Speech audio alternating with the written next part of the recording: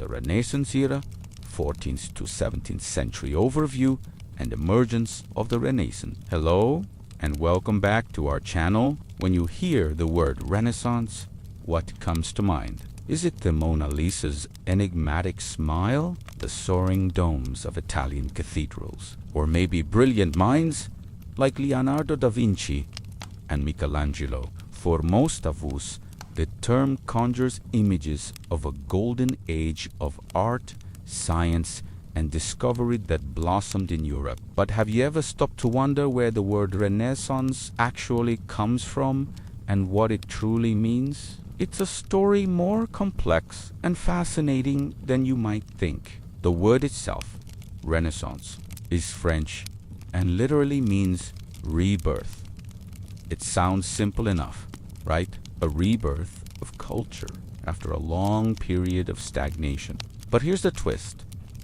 The people living through this incredible period from the 14th to the 17th century didn't actually call it the Renaissance. They didn't wake up one morning in Florence and say, "What a lovely day to be living in the Renaissance." The term was applied much, much later.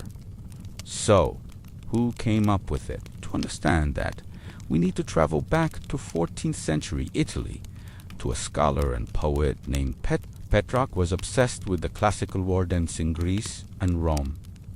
He looked at the art, literature, and philosophy of figures like Cicero and Virgil and saw a peak of human achievement. In contrast, he viewed the centuries that followed the fall of the Roman Empire as a dark age. He felt that the brilliance of the classical era had been lost, buried under 1,000 years of what he considered cultural gloom. Petrarch and his contemporaries, who we now call humanists, believed it was their mission to bring that lost glory back to life. They wanted to revive the classical languages, literature, and values. They saw themselves as bringing light back into the darkness, initiating a rebirth of classical learning and artistry. So, while they didn't use the word Renaissance, the asterisk of a rebirth started right there with them. They were the ones who force-framed history. This way, a brilliant classical past, a dark intermediate period, and a new, enlightened present that was reviving the best of antiquity. This idea of a dark age followed by a rebirth was incredibly powerful and shaped how we view history for centuries. Fast forward to the 16th century, to an Italian artist and historian named Gorio Vasari. In his famous book, Lives of the Most Excellent Painters, Sculptors, and Architects, Vasari chronicled the lives of the great Italian artists, from Giotto to his contemporary Michelangelo. Vasari used the Italian word rinascita, which, you guessed it, means rebirth. He was the first to use this term specifically to describe the flourishing of the arts in Italy. He saw a clear progression, arguing that art had been reborn and had reached a new peak of perfection with artists like Leonardo, Raphael, and of course, Michelangelo. So, we have Petrarch's concept of a cultural rebirth and Vasari's application of rinascita to the arts. But the term Renaissance, as we use it today, a capitalized, proper noun for a specific historical period, didn't really catch on until the 19th century. This is where two key historians come into the picture. First, the French historian Jules Michelet in 1855. In his History of France, Michelet used the French word Renaissance to define the entire 16th century in Europe, not just as a rebirth of art and classics, but as a comprehensive revolution in thought, a period defined by the discovery of the world and of man. He broadened the concept beyond just Italy and art. Then, just a few years later, in 1860, the Swiss historian Jacob Burckhardt published his groundbreaking work, The Civilization of the Renaissance in Italy. This book was a game. Burckhardt cemented the Renaissance as a distinct, vibrant, historical period. He argued that 14th century Italy was the birthplace of the modern world, a time when the concept of the individual was born.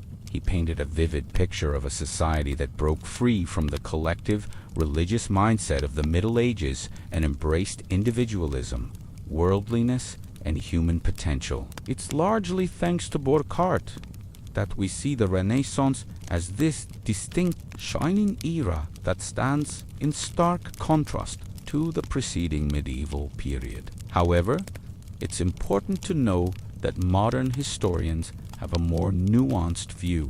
The whole idea of a dark age is now seen as an oversimplification. The Middle Ages weren't just 1,000 years of darkness and decay. It was a time of significant innovation. Architectural marvels like Gothic cathedrals, the founding of universities, and complex philosophical developments. The rebirth wasn't as sudden as the name implies. It was more of a gradual acceleration of trends that were already underway in the late Middle Ages. Trade with the East, the growth of cities, and the rising merchant class all laid the groundwork for the cultural explosion of the Renaissance. So, the term Renaissance is a bit of a historical label, a convenient shorthand invented after the fact to describe a complex and transformative period. It frames history with a clear narrative from the glory of Rome through the darkness of the Middle Ages to the brilliant rebirth of culture in Italy. While this narrative is powerful, it's not the whole story. The Renaissance wasn't just a rediscovery of the past. It was a fusion of classical ideas with new technologies, new global explorations, and a changing Christian worldview. It was a period of immense creativity and change, but it was built on the foundations of the very era it claimed to be breaking away from. In essence, the meaning of Renaissance has evolved. It began as a scholar's dream of reviving antiquity, became an artist's description of a golden age of art, and finally was defined by 19th century historians as the birth of the modern individual. Today, it represents a pivotal moment in Western history, a time when humanity's perception of itself and the world underwent a profound and lasting transformation. It is a powerful reminder of how the stories we tell about the past shape our understanding of the present. What do you think? Does knowing the origin of the word change how you see the Renaissance? Let me know in the comments below. It's a fascinating topic, and we've only just scratched the surface. Join me in this deep historical journey as we continue the video. Social and economic factors in the formation of the Renaissance, but to understand the very engine that powered one of history's most transformative periods, the Renaissance. What made the 14th to 17th centuries such a fertile ground for genius? The answer lies not just in the minds of great artists, but in the social and economic shifts that reshaped the world. So, grab a cup of coffee and let's unravel the hidden forces behind the Renaissance. Before we can talk about a rebirth, we have to understand what came before. For centuries, Europe was dominated by the feudal system. Society was a rigid pyramid, kings at the top, followed by nobles, knights, and at the very bottom, a vast population of serfs tied to the land. The economy was largely agricultural and localized. Your life, your job, your social standing was all pretty much decided the moment you were born. The church was the central authority, not just in faith, but in knowledge, art, and politics. Life was about duty, survival, and the afterlife. Then, something catastrophic happened that paradoxically planted the seeds for a new world. The Black Death, sweeping across Europe in the mid-14th century. This devastating plague wiped out an estimated 1/3 to 1/2 of the population. The scale of this tragedy is hard to even imagine, but from this immense loss, unexpected changes began to sprout. With so many people gone, the fundamental law of supply and demand kicked in. Suddenly, labor was scarce. This scarcity gave surviving peasants and workers something they'd never had before: leverage. Landlords were desperate for people to work their fields. Guilds needed artisans. Serfs could now demand better wages, better conditions, or even abandon their old feudal obligations and move to the cities in search of opportunity. The rigid pyramid of feudalism began to crack. This new-found social mobility was a radical concept. For the first time, a person's destiny wasn't entirely fixed at birth. This was a crucial psychological shift, opening the door for individual ambition and the pursuit of a better life here on earth, not just in the hereafter. Now, let's follow the money, because it leads us directly to the heart of the Renaissance.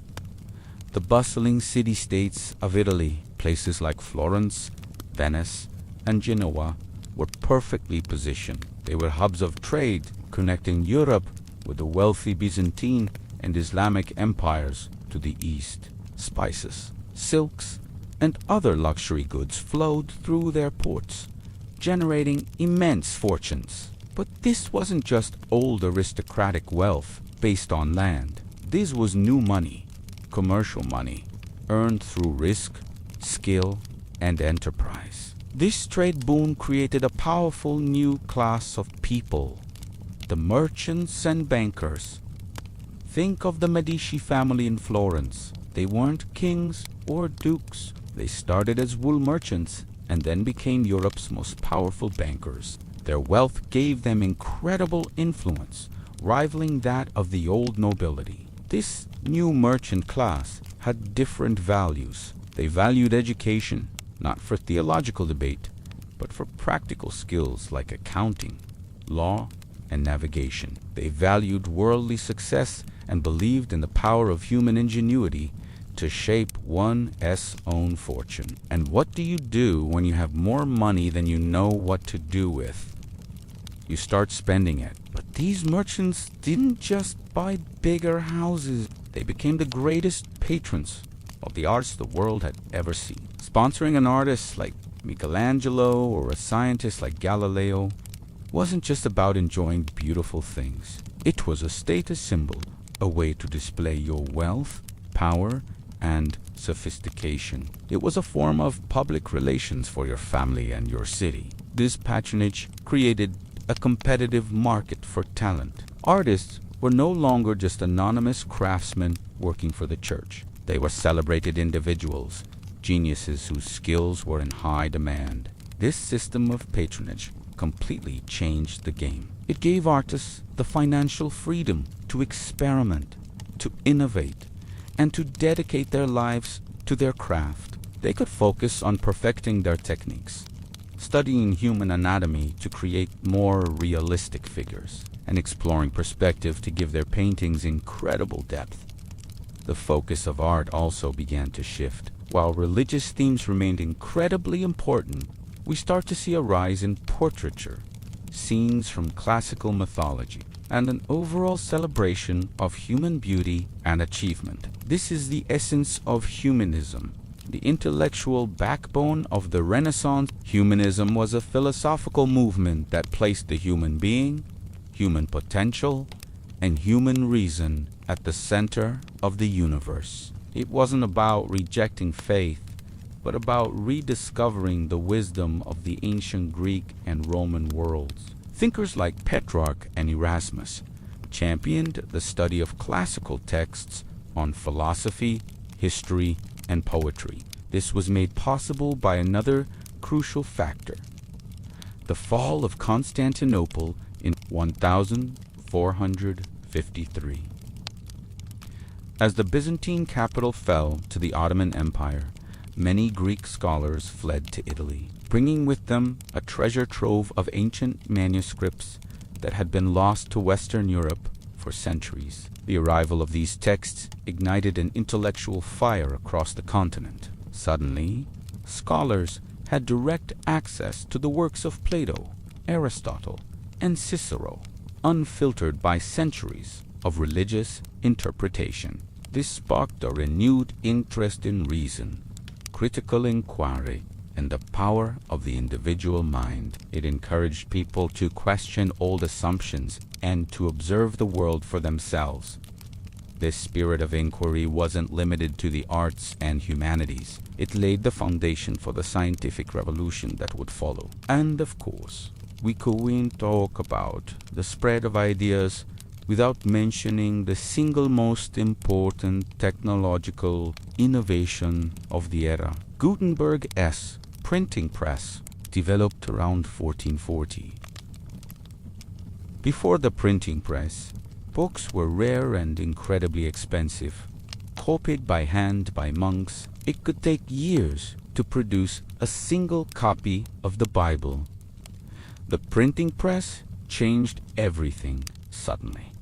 Information could be reproduced quickly and cheaply. Ideas, discoveries, and controversies could spread across. The impact of the fall of Constantinople on the beginning of the Renaissance, this rebirth of Europe, stretching roughly from the 14th to the 17th century, saw an incredible explosion of art, science, philosophy, and culture. But have you ever wondered what sparked this monumental shift? While many factors were at play, one pivotal event stands out: the fall of Constantinople in 1453. Let us explore how the collapse of this ancient city helped ignite the flames of the Renaissance. For over 1,000 years, Constantinople, the capital of the Byzantine Empire, was a beacon of knowledge and culture. It was the heir to the Roman Empire, preserving a vast library of classical Greek and Roman texts that had been largely lost to Western Europe during the Middle Ages. Think of it as a time capsule, safeguarding the wisdom of Plato, Aristotle, Ptolemy, and countless other ancient thinkers. The city was a bustling hub of trade, scholarship, and art, a bridge between East and West. Its scholars were the world's leading experts in everything from mathematics and astronomy to philosophy and literature. While much of Western Europe was fragmented and recovering from a period of instability, Constantinople shone brightly as the center of the learned world. It wasn't just a city, it was the guardian of an entire intellectual legacy. But in 1453, everything changed. After a long and dramatic siege, the Ottoman Sultan Mehmed II conquered Constantinople. This was a cataclysmic event that sent shockwaves across the continent. For the Byzantine people, it was the end of their world, the fall of the last remnant of the mighty Roman Empire. The city, which had stood as a Christian stronghold for a millennium, was now under the control of the Ottoman Empire. This event marked not only a major geopolitical shift, but also triggered a profound cultural and intellectual migration that would reshape Europe forever. The fall of this great city was a tragedy for many, but it inadvertently planted the seeds for a spectacular bloom of creativity and knowledge elsewhere. Faced with the fall of their home, a massive wave of Byzantine scholars, artists, and intellectuals fled westward, seeking refuge in the burgeoning city-states of Italy.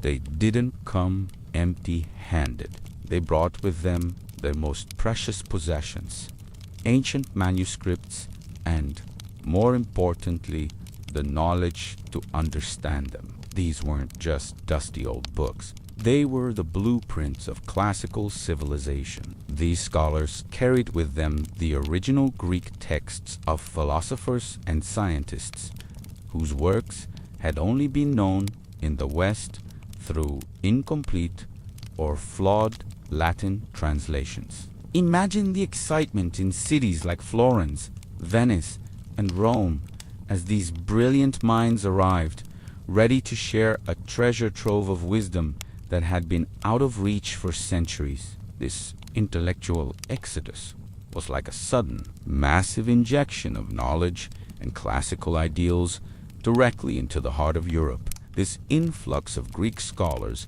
and their texts had a revolutionary impact on Italian humanism, which was the core intellectual movement of the Renaissance. Humanists believed in focusing on human potential and achievements, drawing inspiration from classical antiquity. Before 1453, Italian scholars were already looking back to ancient Rome, but their access to Greek sources was very limited. The arrival of the Byzantines changed the game completely. Suddenly, Italian thinkers could study Plato in his original language, engage directly with the geometric proofs of Euclid, and read the histories of Herodotus and Thucydides as they were meant to be read.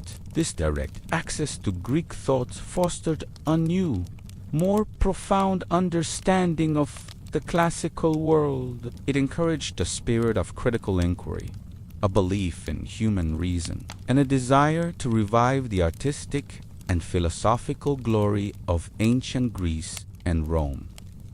It was this renewed passion for classical learning that truly defined the Renaissance spirit.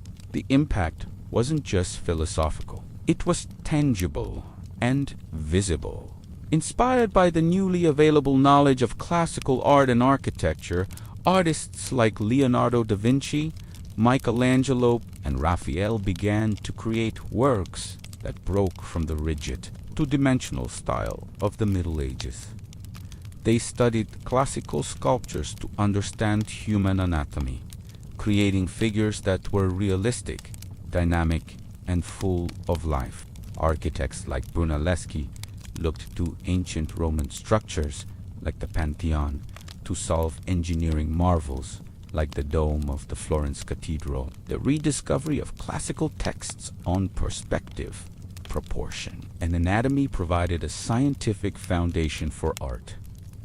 The Renaissance wasn't just about painting pretty pictures. It was a fusion of art and science, driven by a deep-seated desire to understand and replicate the beauty and order of the natural world, an ideal championed by the ancient Greeks. The fall of Constantinople also had a massive impact on science and exploration. The classical texts that arrived in Europe included Ptolemy's geography, which contained maps and coordinates of the known world, and the works of ancient astronomers and mathematicians. This knowledge challenged existing medieval worldviews and sparked a new wave of scientific investigation. Furthermore, the Ottoman control of traditional land routes to the east made trade more difficult and expensive for European merchants. This economic pressure, combined with the new geographical knowledge and the thirst for discovery,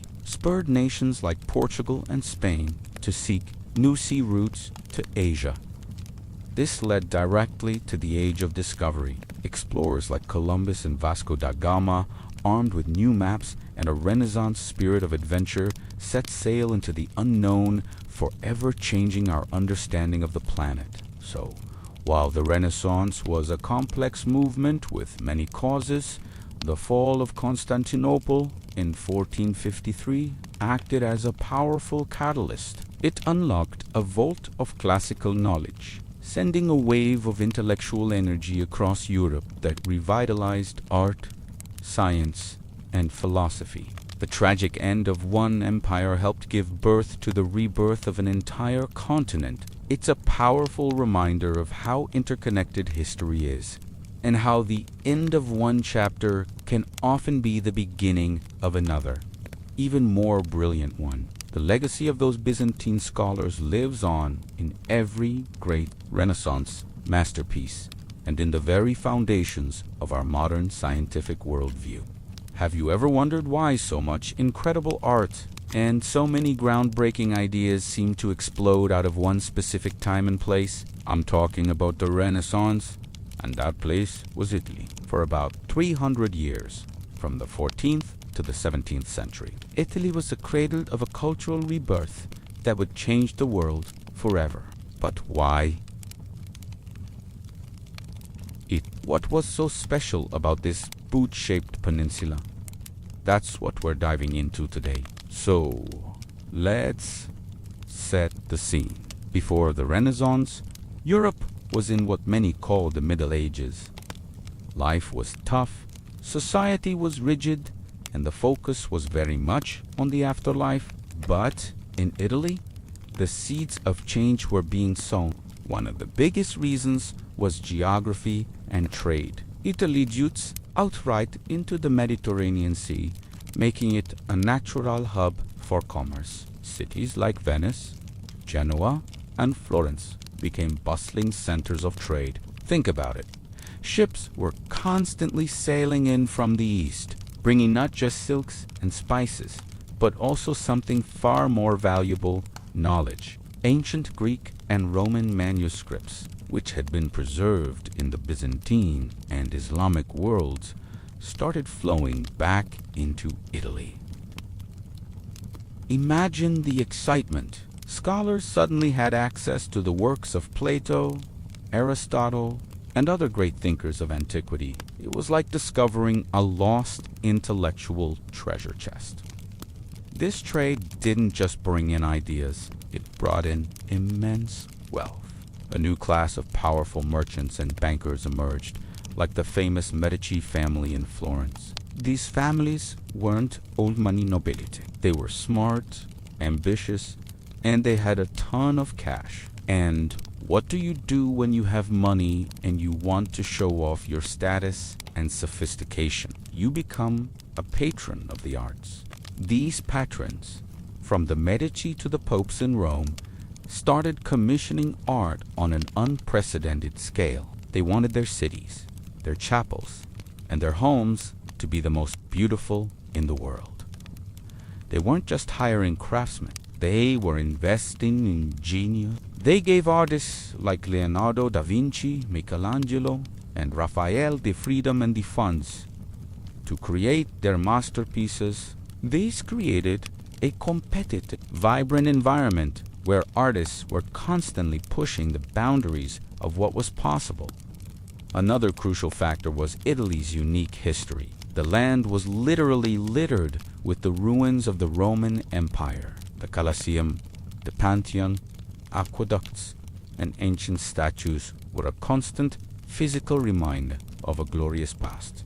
This inspired Italians to look back at the achievements of ancient Rome, not as something lost forever, but as a standard to be equaled and even surpassed. This reverence for classical antiquity is a hallmark of the Renaissance. This new way of thinking is called humanism. Instead of focusing solely on God and the afterlife, humanist scholars and artists began to celebrate human potential and achievement right here on Earth. They believed that humans were capable of great things, of creating beauty, and of understanding the world through reason and observation. This was a radical shift in perspective. It is the difference between seeing a statue as just a religious icon, seeing it as a celebration of the perfection of the human form, like Michelangelo's David. The political landscape of Italy also played a role, though in a chaotic way. Italy wasn't a unified country back then. It was a patchwork of independent city-states, each with its own government, its own army, and its own intense sense of civic pride. These cities, Florence, Milan, Venice, Rome, Naples, were constantly competing with each other, not just on the battlefield, but in culture and art. Oh, Florence has a new cathedral dome. Well, we in Rome will build an even grander basilica. This rivalry fueled an incredible artistic and architectural boom. And let's not forget a game-changing invention, the printing press. Although invented in Germany, it quickly spread to Italy. Suddenly, books and ideas could be reproduced and shared faster and cheaper than ever before.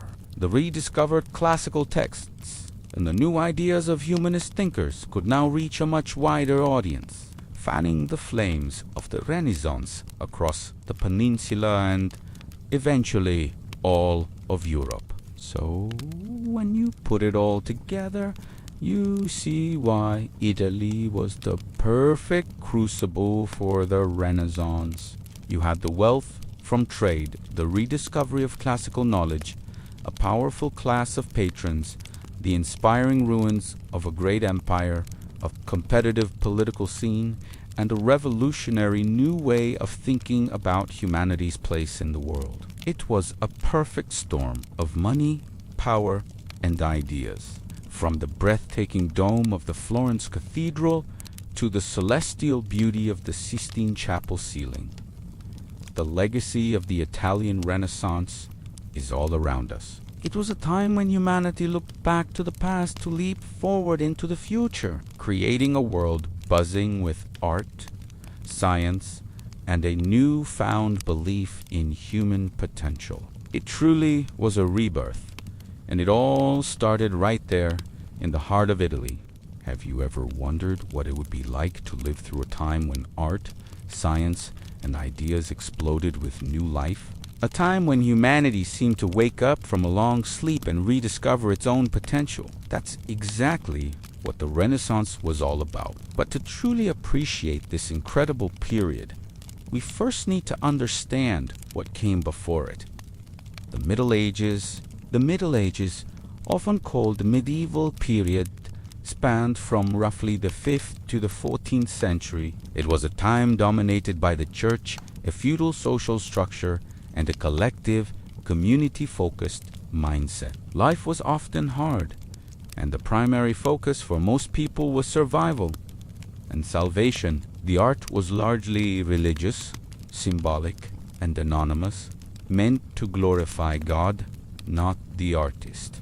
Think of those flat, two-dimensional icons and grand but somber Gothic cathedrals. It was a world built on tradition, faith, and a rigid hierarchy. But then, starting in the 14th century in Italy, something began to shift. The seeds of the Renaissance, which literally means rebirth, started to sprout. So, what was the big difference? What changed? Perhaps the most fundamental shift was the birth of humanism. This wasn't about rejecting religion, but rather about celebrating human potential, reason, and individual achievement. For the first time in centuries, the focus wasn't just on the afterlife, but on the here and now. Thinkers like Petrarch began to look back not just to the Bible, but to the classical wisdom of ancient Greece and Rome. They rediscovered philosophy, literature, and art that celebrated the human form and human intellect. It was a radical idea that humans were capable of greatness and could shape their own destinies. This new mindset completely transformed art. Medieval art was symbolic. Renaissance art was realistic. Artists like Leonardo da Vinci and Michelangelo studied human anatomy to portray the body with breathtaking accuracy. They developed techniques like linear perspective to create the illusion of three-dimensional depth on a flat canvas, making their paintings look like windows into another world. The Mona Lisa's mysterious smile. The raw power of Michelangelo's Davids weren't just religious icons. They were profound explorations of human emotion and physical perfection. The artist was no longer an anonymous craftsman, but a celebrated genius. The explosion wasn't just in art. Science underwent a revolution. The medieval worldview placed Earth at the center of a God-created universe. But Renaissance thinkers, armed with observation and mathematics, began to question everything. Nicolaus Copernicus proposed a heliocentric model, suggesting the Earth and other planets revolved around the Sun. This was a monumental and controversial shift that laid the groundwork for modern astronomy. People like Galileo Galilei would later use the newly invented telescope to prove Copernicus right, challenging centuries of dogma and forever changing our place in the cosmos. And how did these revolutionary ideas spread so fast? One word: printing. In the Middle Ages, Books were rare and precious, painstakingly copied by hand by monks. Then, around 1440, Johann Gutenberg invented the printing press with movable type. Suddenly, knowledge was no longer the exclusive property of the church and the wealthy. Books, pamphlets, and scientific papers could be mass-produced and distributed across Europe. This democratization of information fueled the Reformation, spread scientific discoveries, and allowed humanist ideas to reach a massive audience, accelerating the pace of change exponentially. The economy and society changed to the rigid feudal system of the Middle Ages, with its lords and serfs tied to the land, began to break down. A new, powerful merchant class rose in a booming economy of trade and finance, especially in Italian city-states like Florence and Venice. These wealthy patrons, like the famous Medici family, used their fortunes to commission the magnificent art and architecture we still marvel at today. This created a vibrant urban culture centered on commerce, art, and intellectual debate, a stark contrast to the rural, agrarian life of the medieval period. So, let's recap the key differences. The Middle Ages were defined by faith, collectivism, and a rigid social structure. The worldview was God-centered, and art was symbolic.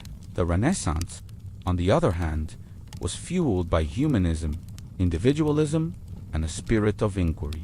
Its worldview was human-centered, celebrating reason and the potential of the individual. Art became realistic, science became observational, and the printing press spread these new ideas like wildfire. The Renaissance wasn't a sudden event, but a gradual and complex transformation. It was a bridge between the medieval and the modern world, a period that rediscovered the past to build a brand new future. The artists, thinkers, and explorers of the Renaissance didn't just create beautiful things, they reshaped Western civilization and redefined what it means to be human. Their legacy is all around us, in our art, our science, and our belief in progress and individual potential. Have you ever wondered where the modern world truly began? Forget Silicon Valley for a moment, and let's travel back in time. Not to ancient Rome or Greece, but to a city in Tuscany that, for a brief,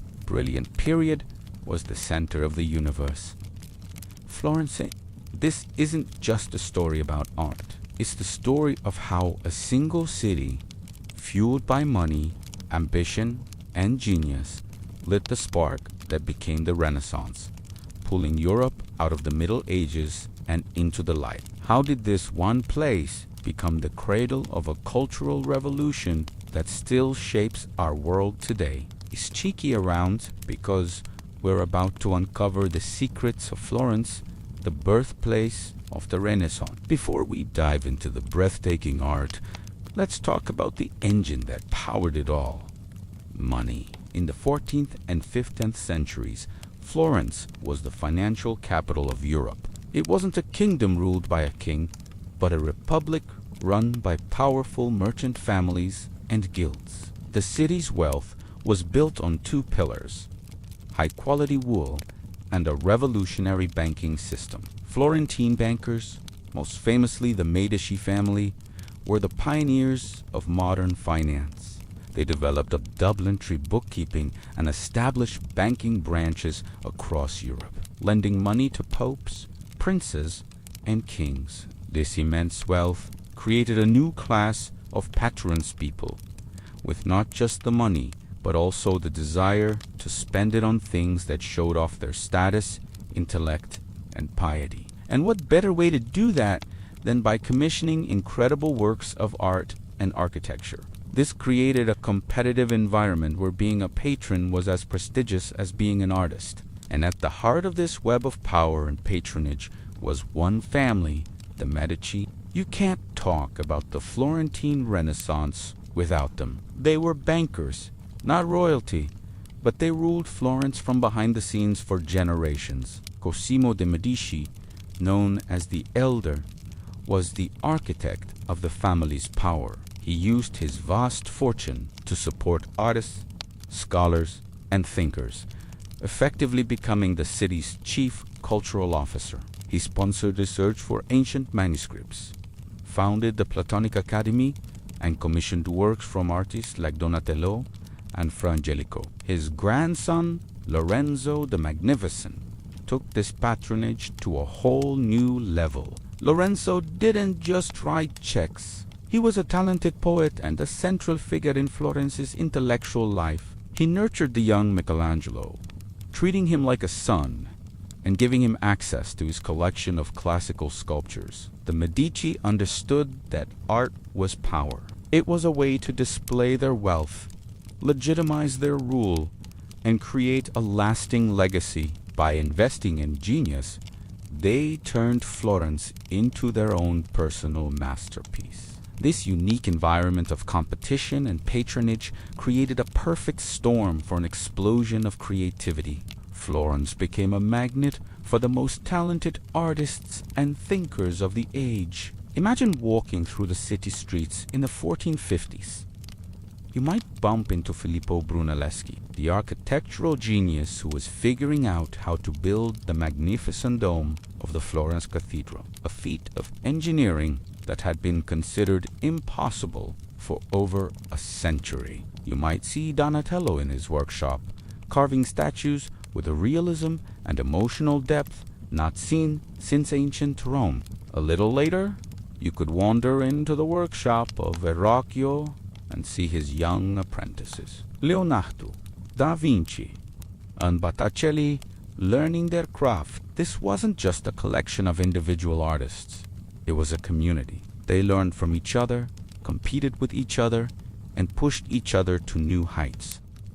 The city itself was their canvas and their classroom. The very air in Florence crackled with innovation, with everyone striving to create something more beautiful, more groundbreaking than what had come before. One of the most radical ideas to emerge from this Florentine hotbed was humanism. Before the Renaissance, the focus of European thought was almost entirely on God and the afterlife.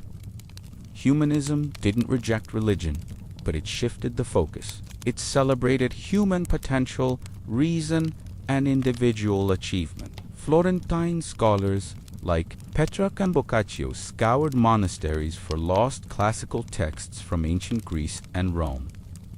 The rediscovery of these works was like finding a cultural treasure map. They read Cicero, Plato, and Ovid, and were electrified by a worldview that valued human intellect, civic virtue, and the beauty of the physical world. This new philosophy profoundly influenced the art. Artists began to study human anatomy to portray the body realistically. They used mathematical principles like linear perspective, another Florentine innovation perfected by Brunelleschi, to create convincing three-dimensional spaces on flat surfaces. Art was no longer just a symbolic representation of the divine. It became a window onto a world that was rational, ordered, and beautiful. A world that humans could understand and shape. So let's look at the evidence, the masterpieces, that prove Florence's central role. First, Brunelleschi's dome. When the Florence Cathedral was built, they left a giant hole in the roof, having no idea how to cover such a massive space for decades. It stood open to the sky. Then came Filippo Brunelleschi. Drawing inspiration from the Pantheon in Rome, he devised a revolutionary double-shell design and new hoisting machines to lift the millions of bricks. His dome wasn't just a roof. It was a towering symbol of Florentine ambition and ingenuity, a declaration that humanity could solve any problem through reason and skill. Then there's David. Not one, but two of them. First, Donatello's bronze David, the first freestanding nude sculpture since antiquity. Its sensuous, youthful form was a bold celebration of the human body. Decades later, a young Michelangelo took on a massive, difficult block of marble that other sculptors had abandoned. From it, he carved his iconic David. But this wasn't the young boy of Donatello's vision. Michelangelo's David is a powerful, muscular man caught in a tense moment before his battle with Goliath. He is the ultimate symbol of humanism, the perfect man, confident in his own strength and intellect, ready to face any challenge. He embodies the spirit of the Florentine Republic itself, small but defiant, beautiful but strong. And, of course, we have the paintings. Step into the Uffizi Gallery today, and you're walking through the history of the Renaissance. You have Botticelli's Birth of Venus, a painting so radical for its time. It depicts a pagan goddess, a subject unthinkable just a generation earlier, rendered with a delicate, flowing grace that is purely Florentine. Then there's Leonardo da Vinci, the ultimate Renaissance man. His paintings, like the Annunciation, show his obsessive scientific curiosity, his mastery of light and shadow, and his deep understanding of human psychology.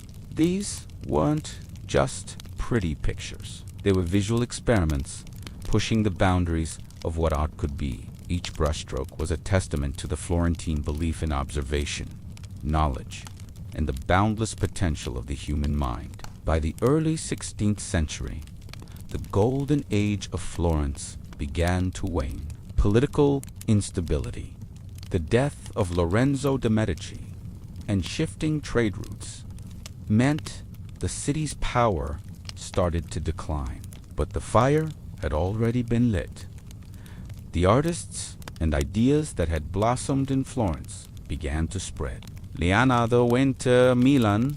Michelangelo and Raphael were called to Rome to work for the Pope, creating the High Renaissance, the techniques and philosophy's linear perspective.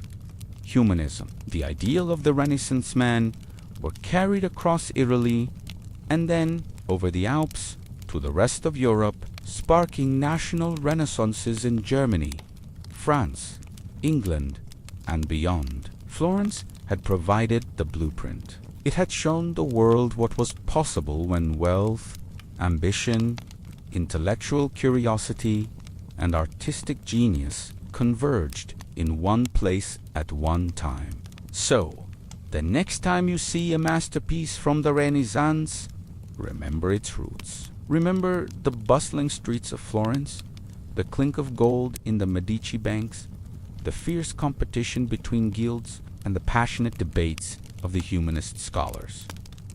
Florence was more than just a city with great artists. It was an ecosystem of innovation. It created the very idea of the artist as a celebrated genius and demonstrated that art could do more than decorate a church. It could change the way we see ourselves and our place in the universe. The Renaissance wasn't an accident. It was forged in the workshops, boardrooms, and piazzas of Florence. The Medici family's patronage of artists. This wasn't just a place, it was an idea, a crucible of creativity that would reshape the world. And at the center of this cultural explosion was one family whose name became synonymous with power, wealth, and art. The Medici. How did a family of merchants and bankers become the ultimate godfathers of the Renaissance? Let's find out.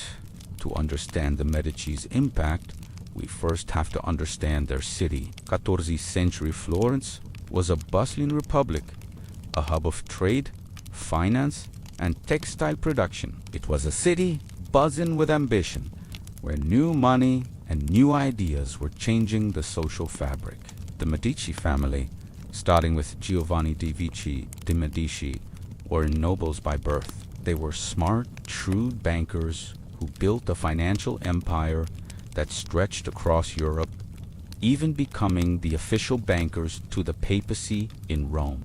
This immense wealth gave them something more valuable than gold: influence. But it was Giovanni's son, Cosimo the Elder, who truly laid the foundation for their artistic legacy. Cosimo was a brilliant strategist. He understood that in Florence, Public perception was everything. Instead of flaunting his power with a private army, he chose a subtler, more enduring path, patronage of the arts. He believed that by beautifying his city, by funding magnificent churches, libraries, and public artworks, he could demonstrate his family's piety, generosity, and civic pride. It was a masterful stroke of public relations.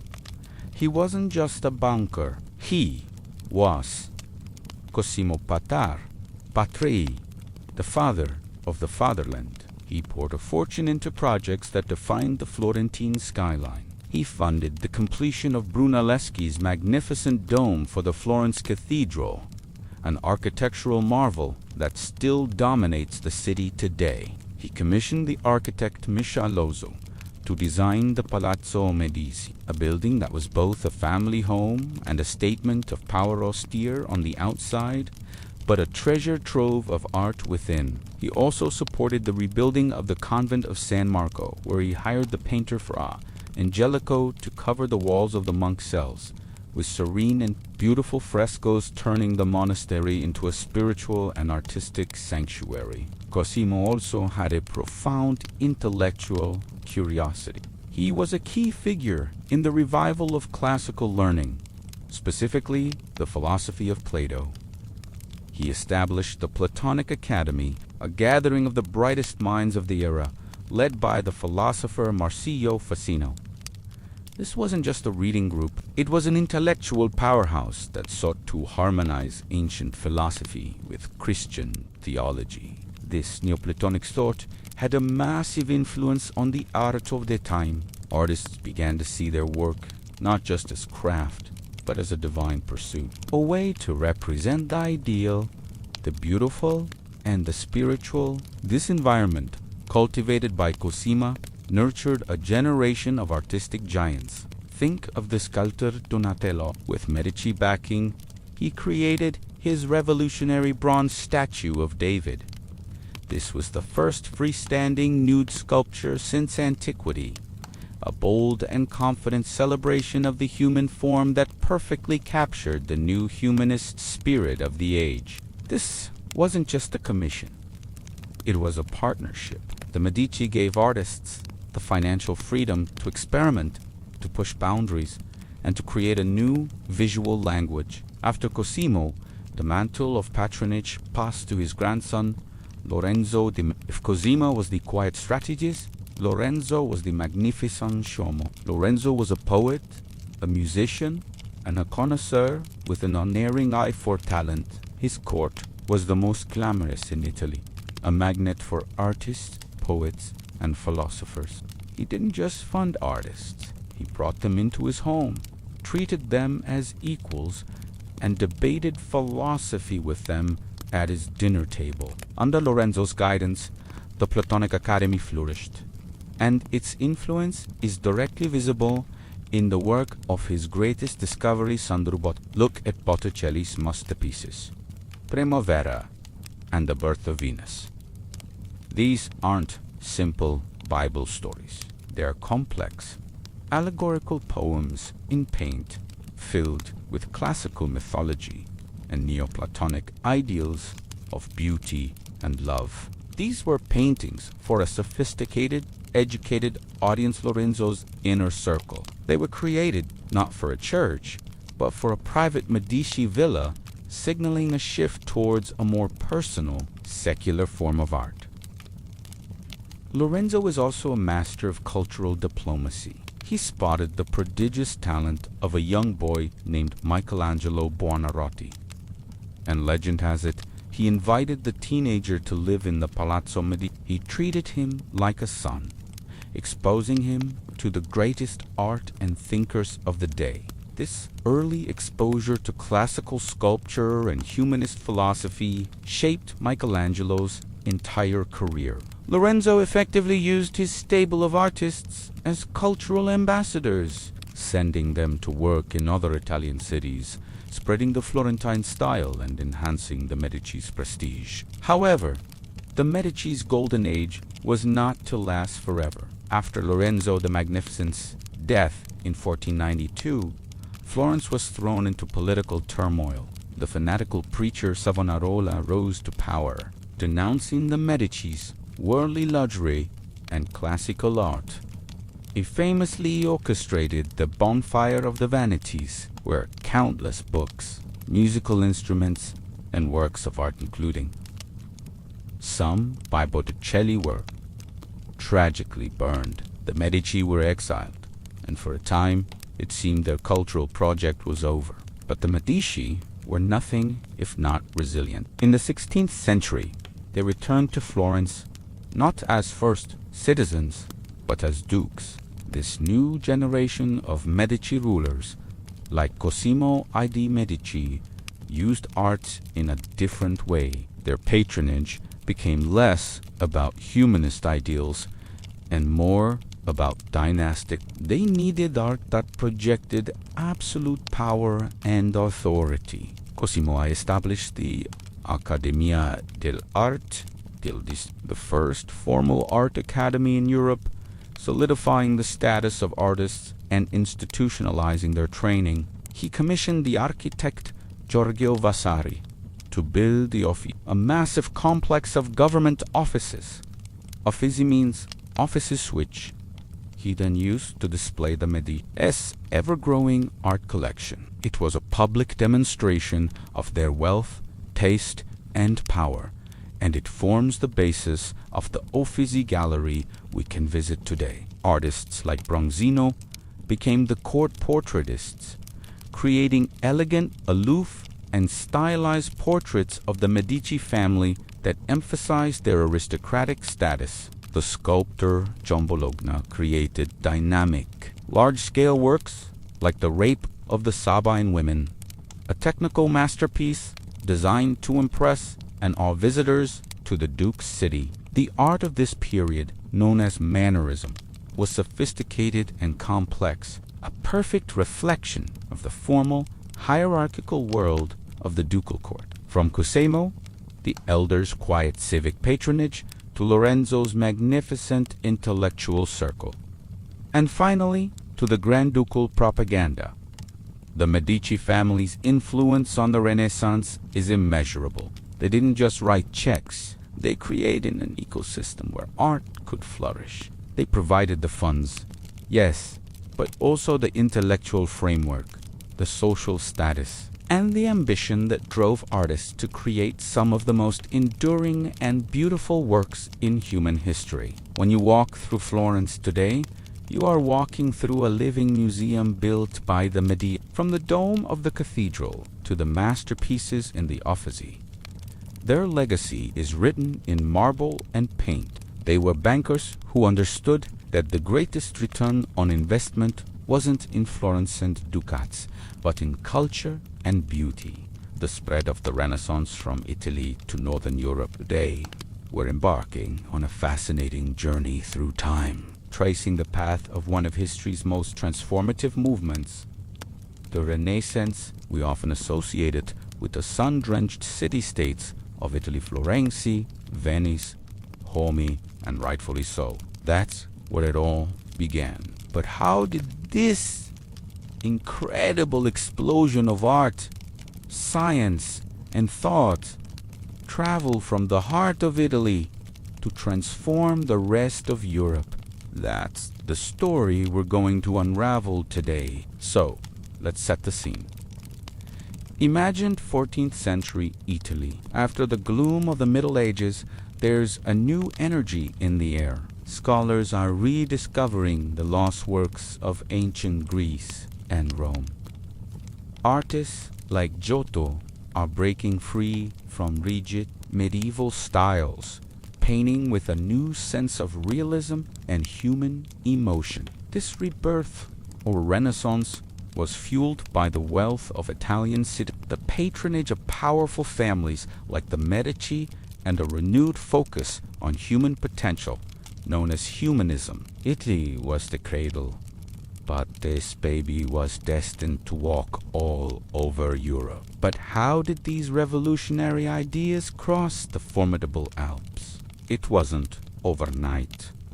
Think of it less like a wildfire and more like seeds carried on the wind. One of the most powerful winds was trade. Italian merchants, bankers, and diplomats traveled all over Europe, not just carrying goods and gold, but also books, art, and most importantly, ideas. A Flemish merchant in Florence might be awestruck by a Botticelli painting and commission a similar work back home, introducing new artistic techniques to his local community. Another major factor was war. Sounds destructive, right? And it was. But when foreign armies, like the French, invaded Italy in the late 15th century, their soldiers and nobles were exposed to the splendors of the Italian Renaissance firsthand.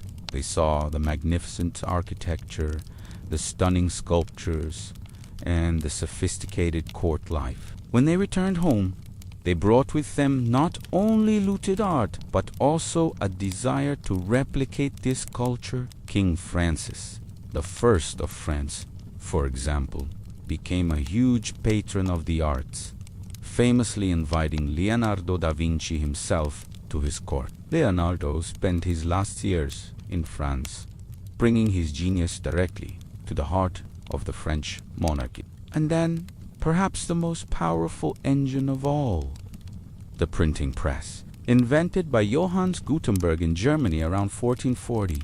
This was a total game. Before the printing press, books were painstakingly copied by hand, making them rare and incredibly expensive. Suddenly, ideas could be mass-produced.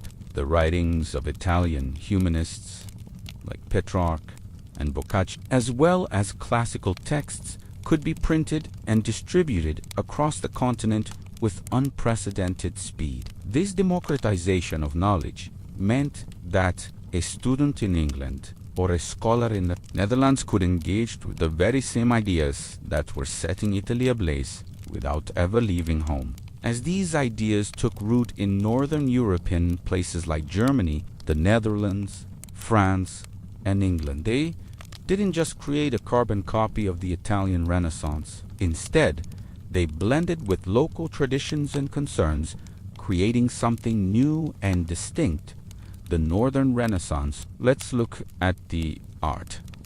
While Italian artists were obsessed with classical mythology, anatomical perfection, and idealized beauty, Northern artists like Jan van Eyck and Albrecht Dürer took a different path. They were masters of minute detail and realism. Look at Van Eyck's Arnolfini portrait. You can see the reflection in the mirror, the texture of the fur, the light catching the brass chandelier. There's an intense focus on everyday life and textures. This was partly driven by the development of oil paint, a medium the northern artists perfected, which allowed for incredible detail and rich, luminous color. Furthermore, the Northern Renaissance was much more intertwined with religious reform. The intellectual questioning, fostered by humanism, combined with the widespread availability of printed texts, including the Bible, helped pave the way for the Protestant Reformation led by figures like Martin Luther. So, Northern humanists, often called Christian humanists, like Erasmus of Rotterdam, focused on using classical learning to understand and reform Christianity. Their work was less about pagan gods and more about the text of the Bible and the nature of a moral Christian life. Albrecht Dürer, a German artist, perfectly embodies this fusion. He traveled to Italy and absorbed the principles of perspective and proportion, but his subjects were often deeply religious and introspective, filled with complex Christian symbolism. In England, the Renaissance arrived a bit later, really flourishing during the Elizabethan era. It wasn't so much a visual arts revolution as it was a literary one. The intellectual currents of humanism fueled a golden age of English literature. Think of the towering figure of William Shakespeare. His plays are filled with complex human characters, exploring themes of ambition, love, and tragedy with a psychological depth that was revolutionary. He drew on classical sources, just like the Italians, but he crafted stories that spoke to the human condition in a way that remains powerful to this day. Meanwhile, in Spain, the Renaissance coincided with its golden age, fueled by wealth from its American colonies. This resulted in masterpieces from artists like El Greco, whose dramatic and emotional style was a unique blend of his Byzantine roots and Italian Renaissance training, and writers like Miguel de Cervantes, whose Don Quixote is considered one of the first modern novels, a brilliant satire on chivalric romance that perfectly captures the transition from medieval to modern thinking. So, as you can see, the Renaissance wasn't a single monolithic event. It was a dynamic, evolving movement that started in Italy and then spread, adapted, and transformed as it encountered different cultures, climates, and concerns. The printing press spread the ideas. Trade and warfare brought people into direct contact with its innovations, and each region, be it France, Germany, England, or Spain, took the core principles of humanism and classical revival and made them their own, from the detailed realism of Van Eyck to the literary genius of Shakespeare. The legacy of this incredible spread is all around us, shaping our art, our literature, and our very understanding of the world. Overview and emergence of the Renaissance. The impact of the printing press on the dissemination of Renaissance ideas. We'll explore the art, the science, and the seismic shifts in thought that defined the era. But we're really going to focus on the one invention that acted like a supercharger for all this change. The printing press. How did this single piece of technology take the brilliant ideas of a few and spread them to the entire world? Let's find out. Before the mid-15th century, books were a luxury item. Seriously, think of them like supercars or designer watches. Today, each one had to be painstakingly copied by hand, usually by monks in monasteries. This process was slow, expensive, and prone to human error. A single book could take months, even years, to produce. This meant knowledge was locked away, accessible only to the clergy and the extremely wealthy. The vast majority of people were illiterate, their world defined by local traditions and the spoken word. Information traveled at the speed of a horse, and new ideas, they could die out before they ever had a chance to spread. Then, around 1440, a goldsmith from Mainz, Germany, named Johannes Gutenberg, had an idea that would change everything. He combined existing technologies like the screw press, used for making wine, with his own brilliant innovation. Movable type. Instead of carving an entire page onto a wooden block, he created individual metal letters that could be arranged and rearranged to form any text imaginable. It was a revolution. Suddenly, you could print hundreds of copies of a page in the time it took a scribe to copy just one. The first major book he printed was, fittingly, the Bible. The Gutenberg Bible wasn't just a book. It was a statement. It proved that mass production of high-quality texts was possible. The effect was like a dam breaking. Within a few decades, printing presses popped up in cities all across Europe, from Venice to Paris, London to Antwerp.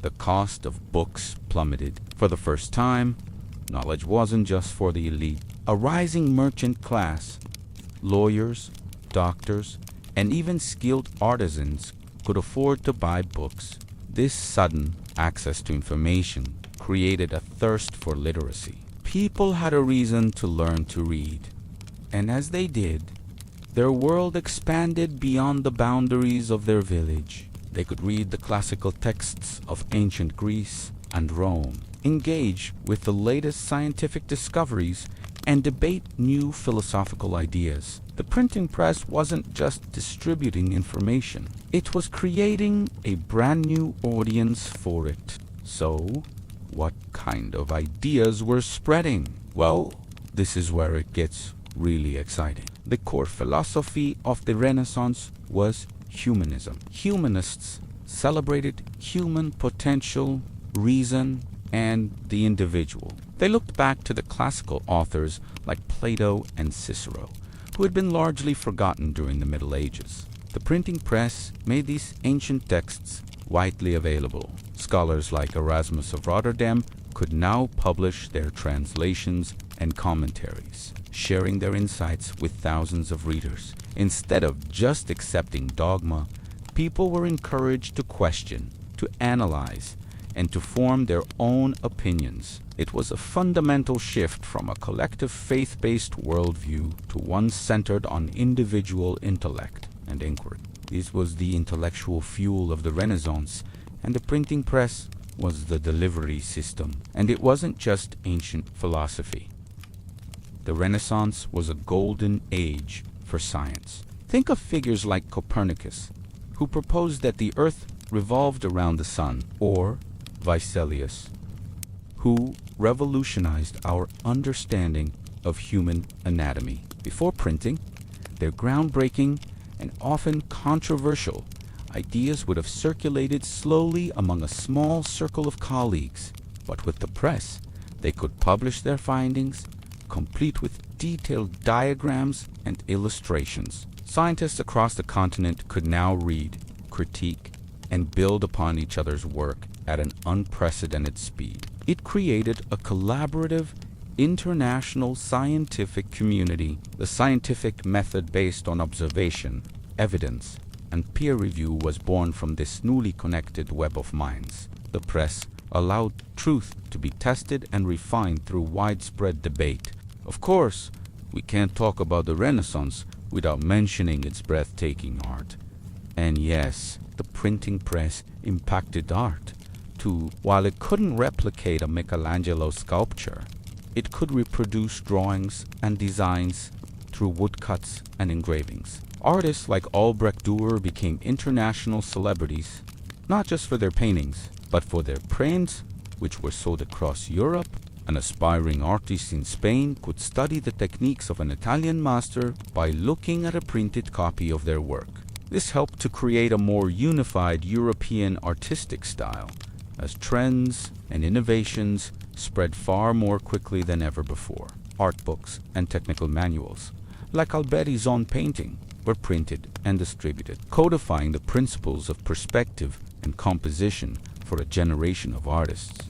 The impact also rippled through politics and religion. The printing press gave rulers a powerful tool for propaganda, allowing them to print laws, decrees, and justifications for their actions to unify their kingdoms.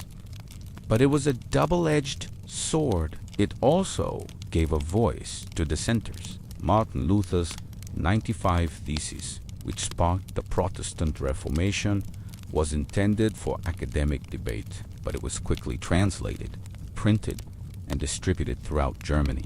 Within weeks, his ideas were being discussed in homes and taverns. The Reformation simply could not have happened on such a massive scale without the printing press to spread its message. It empowered individuals to read the Bible for themselves and challenge the authority of established institutions. In essence, the printing press created the first mass media. It broke the monopoly on information held by the church and state.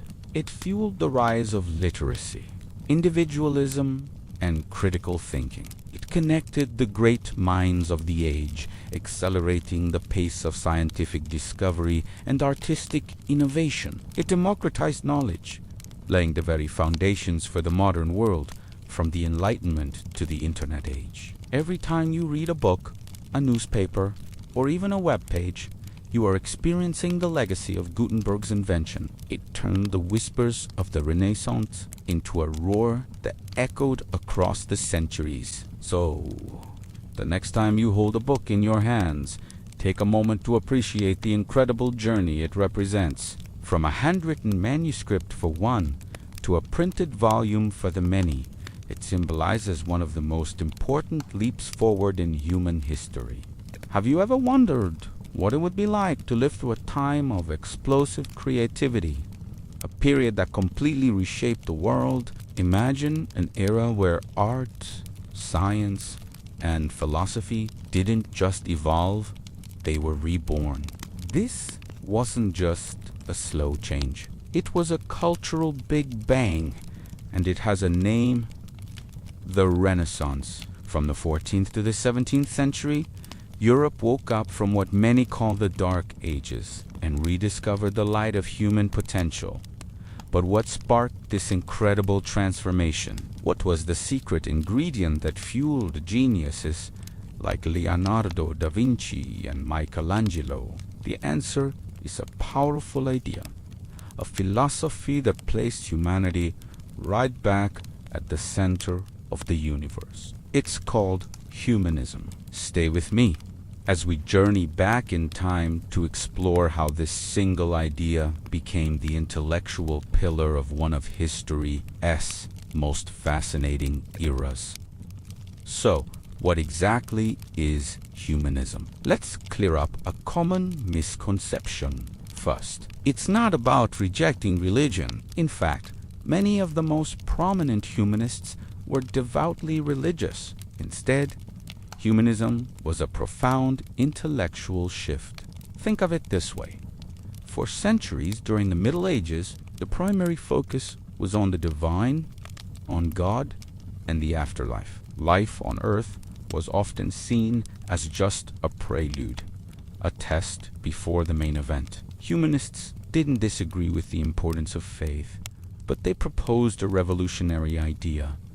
What if life on earth is also valuable? What if human beings, with our ability to reason, create, and feel, are worth studying and celebrating in our own right? They believed that by understanding ourselves and the world around us, we could lead more fulfilling, virtuous lives.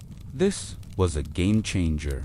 It was like a spotlight shifting from the heavens directly onto humanity. To find a blueprint for this new way of thinking, the humanists looked to the past. They became obsessed with the classical civilizations of ancient Greece and Rome. Imagine scholars like often called the father of humanism, hunting through dusty monastery libraries, searching for long-lost manuscripts. When they rediscovered the works of philosophers like Plato and Cicero and writers like Virgil, it was like finding a treasure map to a forgotten world. These ancient texts weren't just old books. They were filled with a profound appreciation for human intellect, civic duty, art, and rhetoric.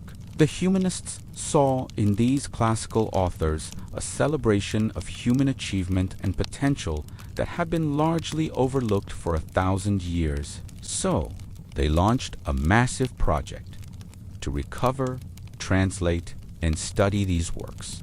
And in doing so, they brought the wisdom of the ancients back into the conversation, sparking a new intellectual fire.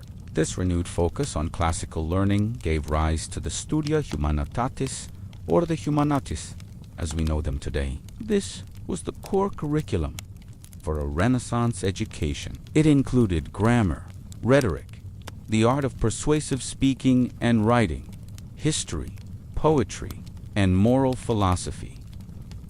Why these subjects? Because humanists believed they were essential for developing a complete human being. Grammar and rhetoric taught you how to think and communicate clearly. History provided examples of great achievements and terrible mistakes to learn from. Poetry helped you understand the depths of human emotion, and moral philosophy guided you on how to live a good and virtuous life. The goal wasn't just to accumulate knowledge. It was to cultivate wisdom, virtue, and an active engagement with the world. An educated person wasn't someone who just sat in an ivory tower. They were expected to be an active citizen, contributing to their city and society. This human-centered worldview had a seismic impact on art. Before the Renaissance, art was often flat, symbolic, and primarily served a religious function. The figures might seem stiff, their purpose being to tell a biblical story rather than to represent real people. But humanism changed everything. Artists began to see themselves not just as craftsmen, but as intellectuals and creators, capable of capturing the beauty and complexity of the human experience. Take a look at Donatello's David. It was the first freestanding nude statue since antiquity. This wasn't just a religious figure. It was a celebration of the human form, its strength and its grace. Or think of Leonardo da Vinci. His Vitruvian Man is the ultimate humanist symbol, placing the human body within the perfect forms of the circle and the square, suggesting that man is the measure of all things. Artists began studying anatomy, perspective, and light to make their subjects look as real and as emotionally resonant as possible. The goal was no longer just to illustrate a story, but to move the viewer, to make them feel the humanity of the figures on the canvas or in the stone. The influence of humanism didn't stop with art. It revolutionized science and exploration as well. The humanist emphasis on direct observation and critical inquiry encouraged people to question traditional authorities and to study the natural world for themselves, instead of just accepting what ancient texts said. Thinkers like Copernicus looked at the stars and proposed a radical new model of the universe, with the sun, not the earth, at the center. This was a direct challenge to centuries of established doctrine, but it was driven by the humanist spirit of empirical investigation. This same spirit fueled the age of discovery. Explorers like Christopher Columbus and Ferdinand Magellan were motivated not only by wealth and glory, but also by a deep curiosity to understand the world, to map its coastlines, and to see what lay beyond the known horizon. They embodied the humanist ideal of the individual who, through courage and intellect, could push the boundaries of human knowledge and experience. Humanism also had a profound effect on politics and society. Humanist thinkers like Niccolo Machiavelli looked at politics not through a purely religious or moral lens, but with a pragmatic, analytical eye. In his famous work, The Prince, Machiavelli examined how power is actually acquired and maintained in the real world. While controversial, his approach was deeply humanist in its focus on human behavior and the mechanics of society. Humanism also championed the idea of the Renaissance man, an individual who was skilled in a wide variety of subjects, from art and poetry to science and athletics. Figures like Leon Battista Alberti, an accomplished architect, artist, poet, and philosopher, were held up as the ideal. This ideal promoted a well-rounded education and a life of active engagement, shaping the very definition of what it meant to be a successful and virtuous citizen in this new era. It was about realizing one's full potential in all aspects of life. So, how did these revolutionary ideas spread? The invention of the printing press by Johannes Gutenberg in the mid-15th century was the internet of its day. Suddenly, books and pamphlets could be produced quickly and cheaply.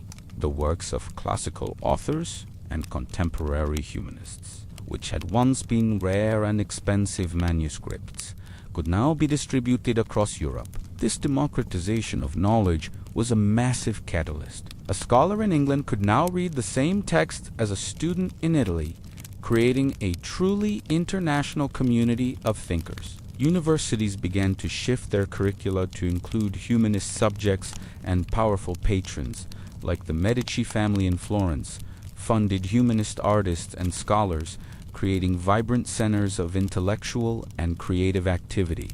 This combination of new technology, educational reform, and patronage allowed humanism to spread like wildfire, transforming culture wherever it took root. As we look back at the Renaissance, it's clear that humanism was more than just an intellectual fad. It was the very engine of the era. It restored a sense of dignity and potential to the human experience. It taught people that they were not just passive spectators in a divine drama, but active creators of their own world. This philosophy gave us some of the most beautiful art ever created. It laid the groundwork for the scientific revolution, and it shaped our modern ideas about education, government, and the individual's role in society. The legacy of humanism is all around us. It's in our appreciation for the humanities, our belief in the power of reason and inquiry, and our enduring fascination with the boundless potential of the human spirit. It's a powerful reminder that looking back at the wisdom of the past can be the most powerful way to forge a new future. The Renaissance wasn't just a historical period. It's a testament to what humanity can achieve when it believes in itself. The questions the humanists asked: what does it mean to be human? How can we live a good life? What is our place in the universe? Are still the questions we grapple with today. Thank you so much for joining me on this journey into the heart of the Renaissance. If you enjoyed this exploration and want to learn more about the pivotal moments that shaped our world, please make sure to like this video and subscribe to the channel. Your support helps us continue to bring history to life. See you in the next one. And now, let the fire take you into a world of calm and dreams.